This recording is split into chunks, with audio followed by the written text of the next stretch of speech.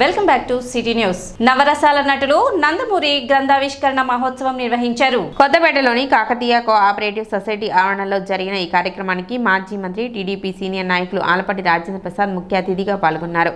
విశ్రాంత ఆంధ్ర భాషోపన్యాసకులు పాలడుగు ఆనందయ్య సభా పరిచయం చేయగా సభకు సాంఘిక సంక్షేమ గురుకులాల విశ్రాంత ప్రిన్సిపల్ జి రాజశేఖర్ అధ్యక్షత వహించారు. ఈ సందర్భంగా మాజీ మంత్రి ఆలపాటి రాజేంద్ర ప్రసాద్, ప్రముఖ వైద్యులు డాక్టర్ దక్షిణామూర్తి చేతుల మీదుగా విశ్రాంత తెలుగు అధ్యాపకులు రాయప్రోలు జగదీష్ చంద్ర శర్మ రచించిన గ్రంథావిష్కరణ చేశారు. ప్రముఖ సాహితీవేత్త మరియు సాహితీ విమర్శకులు బీరం సుందరరావు గ్రంథ సమీక్షకులుగా వ్యవహరించారు. ఈ సందర్భంగా ఆలపాటి రాజేంద్ర ప్రసాద్ మాట్లాడుతూ బడుగు బలహీన వర్గాలకు సంక్షేమ పథకాలు అందించిన ఘనత ఎన్టీఆర్ కు దక్కుతుందన్నారు. సినీ రాజకీయ రంగాలలో ఎనలేని ఖ్యాతి గడించిన ఆయన తెలుగు ప్రజల వైభవాలను ప్రపంచానికి చాటారని చెప్పారు. కార్యక్రమంలో తహసీల్దార్ గోపాలకృష్ణ, సొసైటీ అధ్యక్షులు డిఎల్ కాంతారావు తదితరులు పాల్గొన్నారు.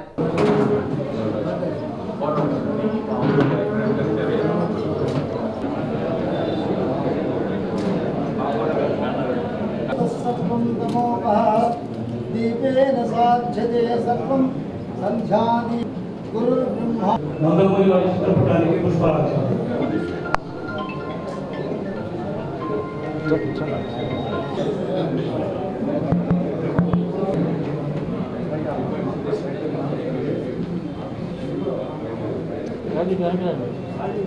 శర్మ గారు కోరిక ఈ శతక రచన ఎన్టీ రామారావు గురించి బాల్యం నుంచి ఆయన కోరికను కూడా ఆరో అంకంలో చాలా స్పష్టంగా ఎంతమంది చదువుతారో తెలియదు కానీ ఆయన ఆనందపడటానికి రాసుకున్నటువంటి శతకాన్ని మనకు అంకితం చేయటం అనేది చాలా సంతోషం. దీనికి చక్కటి సుగంధాన్ని ఇచ్చినటువంటి పెద్దలు బీరం సుందరరావు గారికి నా హృదయపూర్వకమైన ధన్యవాదాలు. నటుడిగా, సామాజికంగా, రాజకీయంగా సమాజాన్ని తట్టి లేపినటువంటి మహాత్ముల్లో ఒక మహాత్ముడిగా నేను భావిస్తాను.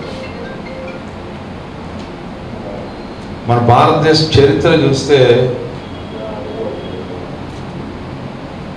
బుద్ధుడి యొక్క సూక్తులు మాత్రం మనం చదువుతూ ఉంటాం తప్పితే చూసుకుంటాం. కానీ ఈ సమాజం గాంధీ గారిని చూస్తాం. గాంధీ గారు శాంతి సందేశాన్ని ఇచ్చినటువంటి మహానుభావుడు. ఆ సేవ సర్వీస్ కాన్సెప్ట్లో కానీ పీస్ అనే దీంట్లో కానీ వీళ్ళిద్దరి గురించే మనకు కనపడే వాస్తవం. మన భారతదేశంలో మూడో వ్యక్తి ఎవరయ్యా అంటే స్వర్గీయ నందమూరి తారక రామారావు అని చెప్పుకోవాల్సినటువంటి అవసరం. అంటే వరల్డ్ బ్యాంక్ రిపోర్ట్ ఒకటి చూస్తే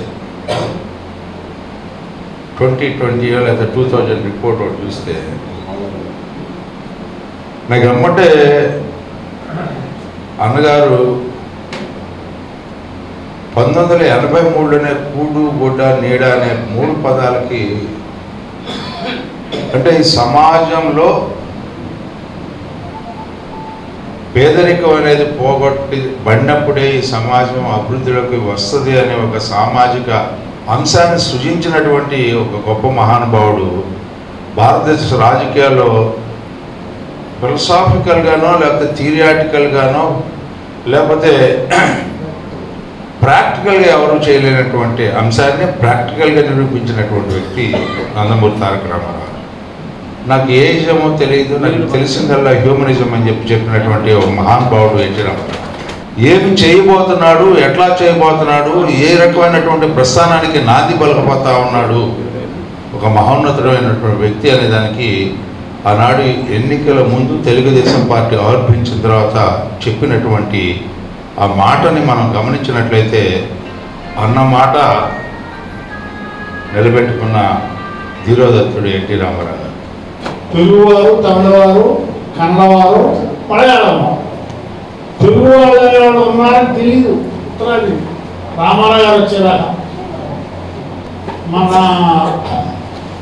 తెనాలిలో 360 రోజులు రాజా గారు, బొర్రా సాయి మాధవ్ గారు 360 సినిమాలను చూపించి ముఖ్యులు పిలిపించి సన్మానం చేసి అది ఎప్పటికీ మర్చిపోయారు. ఇంకెక్కడ సార్ ఇందాక చెప్తున్నాను, ఏవిఎం ప్రొడక్షన్స్ పెద్ద సంస్థ, వెయ్యప్పన్న ఆయన ఏమంటాడు, సెట్లో సమస్యగా ఉండాలి, అలా మాట్లాడితే నేను ఊరుకోను, మీరు మానండి లేదా నేను వెళ్ళి బయట కూర్చుంటా. సినిమాకి యజమాని ఎవరో నిర్మాత లక్షలు పెట్టి ఖర్చు పెట్టి కోర్టు వచ్చింది. ఆ రోజుల్లో 1 లక్షలే. యజమాని రాగానే వేసి ఉంచుకుంటూ ఈ నుంచుంటే అన్నం ఉంచుకుంటాం, అంత గౌరవించేవారు. సరే, ఈ విధంగా ఇందాక సుమారుగా చెప్పినట్టుగా పాండిత్యం కూడా బాగా వచ్చు. స్వీయ దర్శకత్వంలో సీతారామ కళ్యాణం, కేవీ రెడ్డి గారు, కమలాకర కామేశ్వర గారు,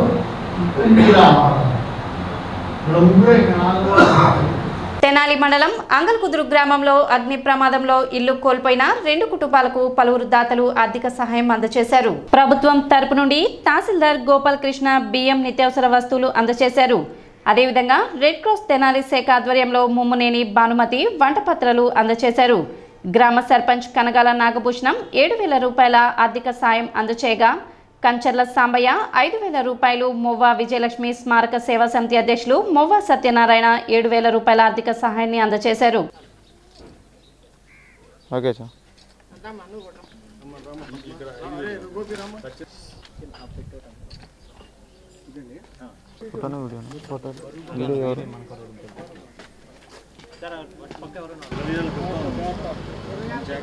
నిన్న తెల్లవారుజామున 4:30 గంటలకి మరి బెల్లంకొండ అంకమరావు వాళ్ళ నివాస గృహం మరియు ఉప్పాల గోపి అనే వాళ్ళ చావిడి 2 షార్ట్ సర్క్యూట్ కారణంతో తగలబడినాయి.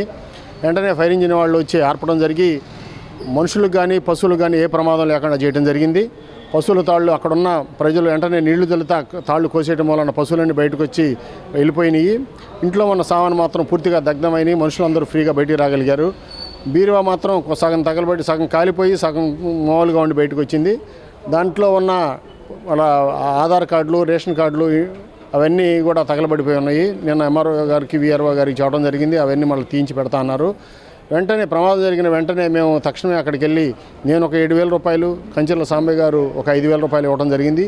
ఈరోజు ఉదయం మన గుంటూరు నుంచి రెడ్ క్రాస్ సొసైటీ నుంచి భానుమతి గారు, తర్వాత మొవ్వ సత్యనారాయణ గారు. భానుమతి గారు ఏమన్నా ఇంట్లో కావాల్సిన వంట సామాన్లు, బట్టలు, అలానే మరి ఆ గేదెలకి సంబంధించి పట్టా కప్పుకోవడానికి పెద్ద పట్టా ఒకటి ఇవ్వడం జరిగింది. వాటర్ బాటిల్, వాటర్ క్యాన్స్, అలానే మన ఎంఆర్ఓ గారు మరి సరుకులు, నూనె, పప్పు దినుసులు, బియ్యము, మరి నిత్యావసర సరుకులు మొత్తం ఇవ్వటం జరిగింది. అలానే మొవ్వ సత్యనారాయణ గారు కూడా 7,000 రూపాయల ఆర్థిక సహాయం చేయడం జరిగింది. బాపట్ల జిల్లా రేపల్లి మండలంలో ఘోర రోడ్డు ప్రమాదం జరిగింది. పెనుమూడి వారధిపై ఆర్టీసీ బస్సును అశోక్ లేలాండ్ వాహనం ఢీకొట్టింది. ఘటనలో 2 మృతి చెందగా మరో 6గురికి తీవ్ర గాయాలు అయ్యాయి. సమాచారం అందుకున్న రేపల్లె పట్టణ పోలీసులు ఘటనా స్థలానికి చేరుకొని క్షతగాత్రులను ఆవనిగడ్డ, రేపల్లె, తెనాలి ప్రభుత్వ ఆసుపత్రులకు తరలించారు. అనంతరం అత్యవసర చికిత్స నిమిత్తం మచిలీపట్నం, విజయవాడ, గుంటూరు ప్రభుత్వ ఆసుపత్రులకు తరలించారు. మృతులు, క్షతగాత్రులు అందరూ రేపల్లె మండలం చిన్న అరవపల్లి గ్రామస్తులుగా గుర్తించారు. రేపల్లె నుండి మచిలీపట్నం వెళ్తున్న ఆర్టీసీ బస్సును అవనిగడ్డ వైపు నుంచి వస్తున్న అశోక్ లేలాండ్ వాహనం ఢీకొట్టింది. ప్రమాద సమయంలో వాహనంలో 10 మంది ప్రయాణికులు ఉన్నారు. ఘటన ఎలా జరిగిందో పోలీసులు పూర్తి వివరాల కోసం దర్యాప్తు చేస్తున్నారు. క్షతగాత్రుల మిత్రులు శంకర్రావు తెలిపిన వివరాల ప్రకారం బాపట్ల జిల్లాకు చెందిన గంగాధర్రావు తన కుటుంబ సభ్యులతో కలిసి ఫంక్షన్ కు వెళ్లి వస్తున్న తరుణంలో పులిగడ్డ వారిపై ఆర్టీసీ బస్సును వెహికల్ 2 ఢీకొనడంతో పెద్ద ప్రమాదం జరిగినట్లు తమకు ఫోన్ ద్వారా సమాచారం అందిందన్నారు. ఘటనలో గంగాధర్, అతని మేనల్లుడు మృతి చెందగా గాయాల పాలైన మిగతా వారిని రేపల్లె, అవనిగడ్డ, తెనాలి జిల్లా ప్రభుత్వ వైద్యశాలకు తరలించినట్లు తెలిపారు. బాపట్ల జిల్లా రేపల్లె మండలం పెద్దరపల్లి గ్రామ వాస్తవ్యులు మాతంగి గంగాధర్ ఫ్యామిలీ పిల్లలతో సహా ఫంక్షన్ పని మీద టూరు వెళ్ళారు. అందరూ రిటర్న్లో వచ్చేటప్పుడు బ్రిడ్జి మీద యాక్సిడెంట్ జరిగింది. అది ఎవరి తప్ప అనేది మాకు తెలియదు. ఇంకాను మేము గంగాధర్ అయితే చనిపోయాడు. వాళ్ళ మేనల్లుడు కూడా చనిపోయాడు. గంగాధర్ పిల్లోడిని మేము హాస్పిటల్కి తెనాలి తీసుకురావడం జరిగింది. మాకు ఫోన్ల ద్వారా ఫ్రెండ్తో ఫోన్ చేస్తే ఫోన్ల ద్వారా తెలిసి మేము హాస్పిటల్ కనుక వచ్చి బాబుని అర్జెంటుగా వాళ్ళ కండిషన్ చూడకుండా ముందు పిల్లల్ని తీసుకొచ్చాం. వాళ్ళు ఇంటికి నేను పోయిందని తెలిసింది. వీళ్ళని తీసుకొచ్చి బాబుని తీసుకొచ్చి తెనాల్లో ట్రీట్మెంట్ చేపిస్తే తీసుకొచ్చాం. Bus Machilipatnam to Chirala bus, ఈ అశోక లైలాండ్ ట్రాలీ బండి వ్యాన్ జరిగింది. 2 గుద్దుకున్నాయి. జరిగిందనేది తెలియదు. పెనుమూడి రేపల్లి టు పులిగడ్డ వారధి పైన జరిగింది. బస్సు రేపల్లి నుండి చీరాల నుంచి రేపల్లి వచ్చి రేపల్లి నుండి బందర్ వైపు వెళ్తుంది, మచిలీపట్నం వైపు. వీళ్ళు బందర్ నుంచి రిటర్న్ రేపల్లి వస్తున్నారు. ఈ మార్గ మధ్యలో బ్రిడ్జి మీద వారధి మీద జరిగింది. కృష్ణా జిల్లా బాపట్ల జిల్లా సరిహద్దులో బ్రిడ్జి మీద జరిగింది. ఎలాగో ఫోన్ల ద్వారా తెలుసుకుని మేము కండక్ట్ అయ్యాము. వచ్చి బాబుని తీసుకొచ్చి ట్రీట్మెంట్ చెప్తాం. బాబుకు సంబంధించిన తండ్రి, ఆ తండ్రి చెల్లెలు కొడుకు గంగాధర్ మేనల్లుడు, ఇంకిద్దరు ముగ్గురు కూడా ఆడపిల్లకి కాళ్ళు చేతులు ఎరిగినాయి. వీళ్ళు 5-6 ఉన్నారండి. సిటీ న్యూస్ ముగించే ముందు ముఖ్యాంశాలు మరోసారి.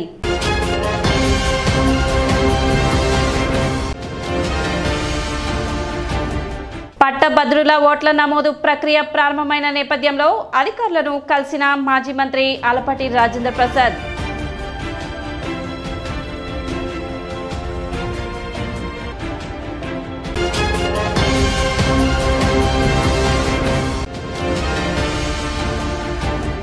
సబ్ కలెక్టర్ కార్యాలయంలో జరిగిన గ్రీవెన్స్ కు 10 అర్జీలు వచ్చినట్లు వెల్లడించిన సబ్ కలెక్టర్ సంజన సింహ.